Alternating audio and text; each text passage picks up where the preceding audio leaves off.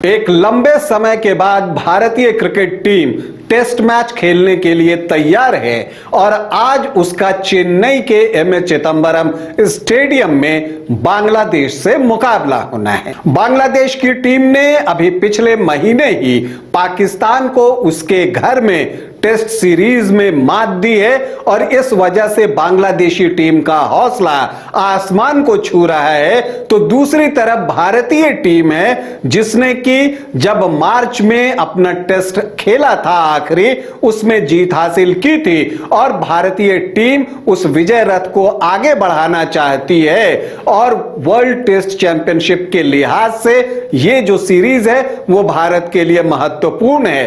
तो ये जो पहला टेस्ट मैच आज से खेला जाएगा उसमें किस टीम का पलड़ा रहेगा भारी और कौन सी टीम मारेगी बाजी, इसी पर चर्चा करूंगा। साथ ही दोनों टीमों के प्लेइंग 11 पर भी बातचीत होगी। नमस्कार, आप देख रहे हैं न्यूज बाइस्कोप और मैं हूं राकेश रंजन।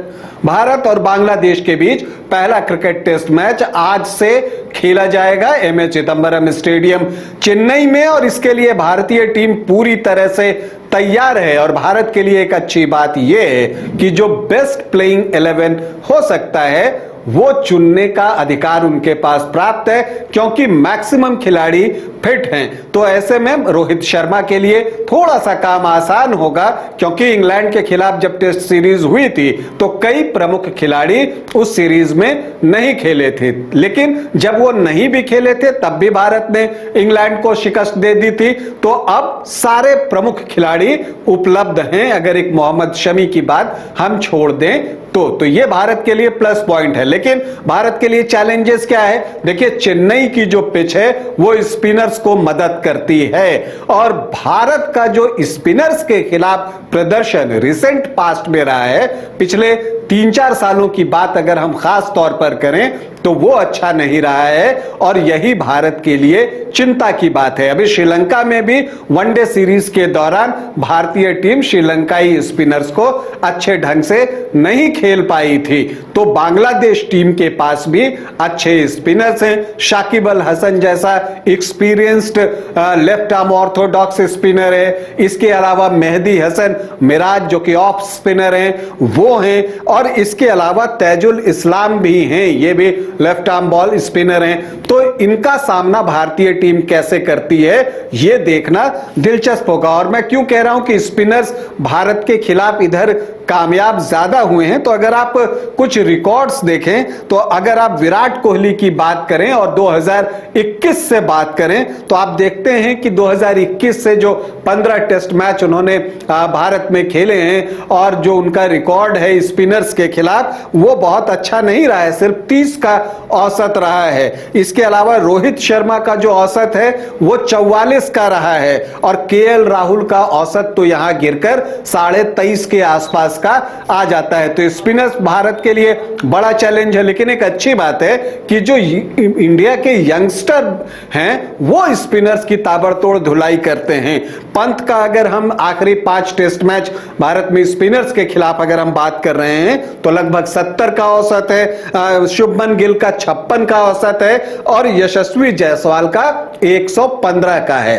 तो ऐसा नहीं है कि सारे बैटर्स स्पिनर्स पर जो है वो बेहतर नहीं खेल पा रहे हैं। सीनियर खिलाड़ियों को यह परेशानी आ रही है, लेकिन भारतीय टीम उसका उपाय ढूंढने का प्रयास कर रही है। नेट्स पर रोहित शर्मा रिवर्स स्वीप तक का प्रयास कर रहे हैं, मतलब भारत स्पिनर्स पर अटैक करने की प्लानिंग कर रहा है। अब अगर हम चुनौतियों की बात कर रहे हैं तो देखिए, हम बात करें तो जो बांग्लादेश की टीम है, आपको जो उनकी ओपनिंग साझेदारी होती है जहां पर शदमन इस्लाम और जाकिर हसन हैं, अगर वो दोनों आते हैं या आपको महमूदुल हसन जॉय आते हैं तो इनकी जोड़ी को आपको जल्दी तोड़ना है क्योंकि ये देखने में आया है रिसेंट पास्ट में कि बांग्लादेशी के जो ओपनर होते हैं वो एक अच्छी साझेदारी ओपनिंग विकेट के लिए कर रहे हैं जो कि भारत के लिए भी परेशानी का कारण बन सकता है। तो एक बड़ा चैलेंज ओपनिंग पार्टनरशिप तो है ही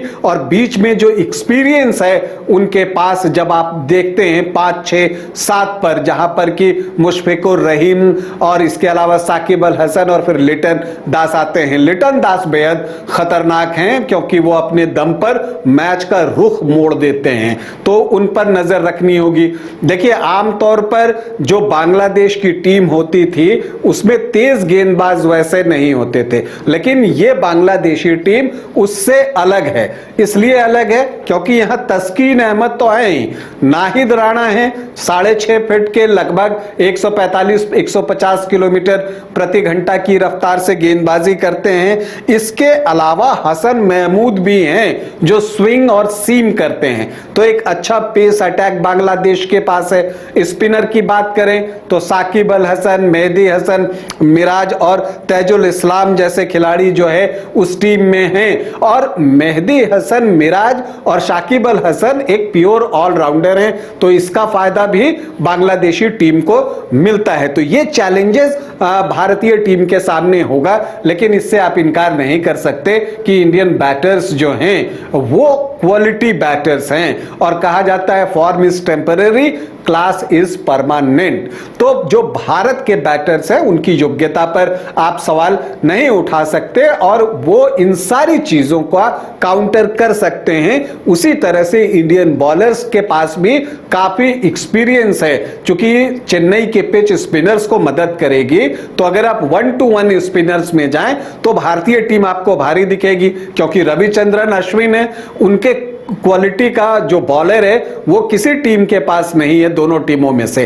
तो यहां पर आपको रविचंद्रन अश्विन तो हैं ही, इसके अलावा रविंद्र जडेजा, अगर पिच मदद कर रही हो तो रविंद्र जडेजा से खतरनाक कोई भी स्पिनर नहीं होता, क्योंकि वो एक्यूरेट बहुत हैं, वो बहुत कुछ करने की कोशिश नहीं करते, वो टप्पे पर गेंद को डालते हैं और बाकी चीज गेंद को करने देते हैं। तो ये एक बात है। इसके अलावा कुलदीप यादव के क्लास के बारे में तो किसी को कोई संदेह ही नहीं है, उनके चाइना मैन को पढ़ना आसान नहीं होता। इसी तरह से अगर आप देखें तो जसप्रीत बुमराह भी ये टेस्ट मैच खेलेंगे, और उनकी क्वालिटी क्या है इसके बारे में तो आप सभी अच्छे से जानते ही हैं। तो भारतीय टीम इन सब के बावजूद कि बांग्लादेश ने पाकिस्तान में पराजित किया है, बांग्लादेश की टीम एक बैलेंस टीम है, लेकिन इन सब के बावजूद अगर आप तुलना करें और मैन टू मैन कंपैरिजन करने जाएं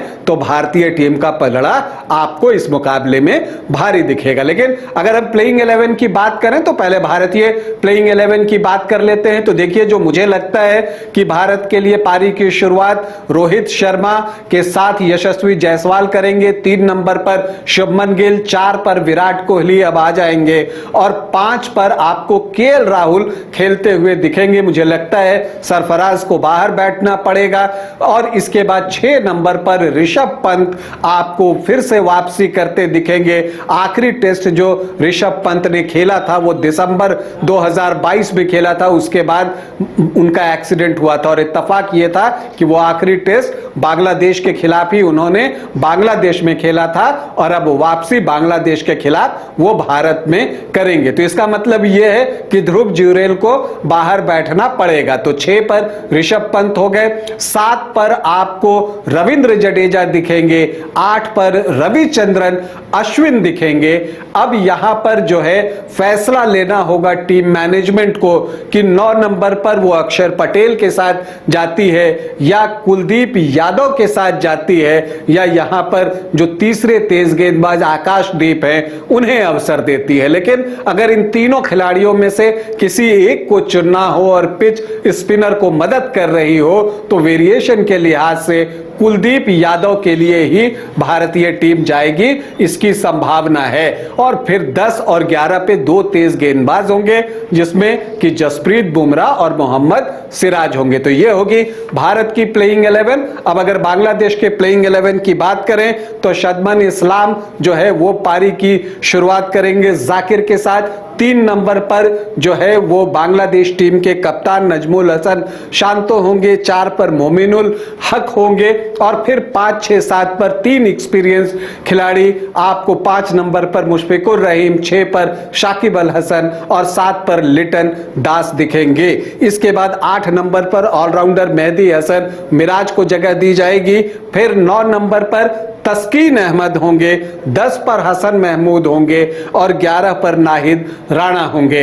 अब अगर तैजुल इस्लाम को अगर खिलाना चाहती है बांग्लादेश की टीम तो किसी एक तेज गेंदबाज को बिठाना होगा, हालांकि यह काम बांग्लादेश के लिए आसान नहीं होगा। तो ये होगी दोनों टीमों की प्लेइंग 11। जो चैलेंजेस हैं भारत के सामने वो भी मैंने आपको बता दिया, लेकिन सारी समीक्षा करने के बाद, सारा विश्लेषण करने के बाद भी मुझे लगता है कि इस टेस्ट में भारत का पलड़ा भारी है, भारत ही फेवरेट होगा। तो भारतीय क्रिकेट टीम को हमारी ढेरों शुभकामनाएं, इंतजार है इस टेस्ट का शुरू होने का। अभी आपसे अनुमति चाहूंगा, इजाजत दें, नमस्कार।